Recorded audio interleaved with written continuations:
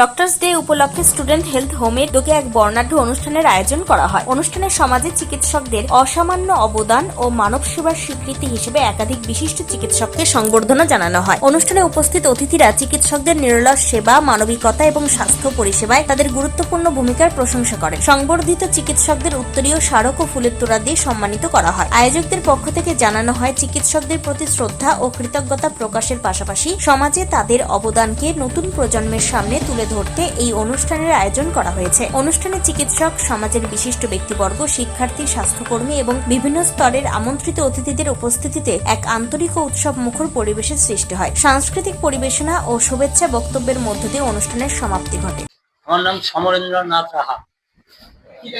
আমি স্টুডেন্টস হেলথের সম্পাদক, রায়গঞ্জ আঞ্চলিক।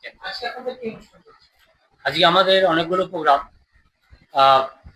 রক্তদান শিবির চলছে, সেই সঙ্গে থ্যালাসেমিয়া ছাত্রদের থ্যালাসেমিয়া বাহক নির্ণয়ের পরীক্ষা চলছে এবং বিশিষ্ট চিকিৎসকদের আজকে সম্বর্ধিত করা হচ্ছে।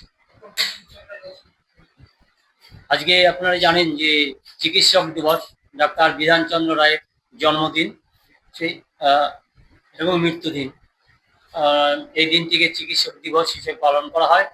ডাক্তাররা যে মহান ব্রত নিয়ে মানুষের সমাজের সেবা করছে, তার স্বীকৃতি স্বরূপ আমরা প্রতি বছর তাদেরকে সম্বর্ধিত করে থাকি।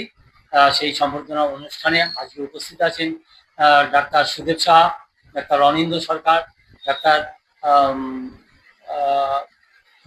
আক্তার, ডাক্তার প্রদীপ ভট্টাচার্য।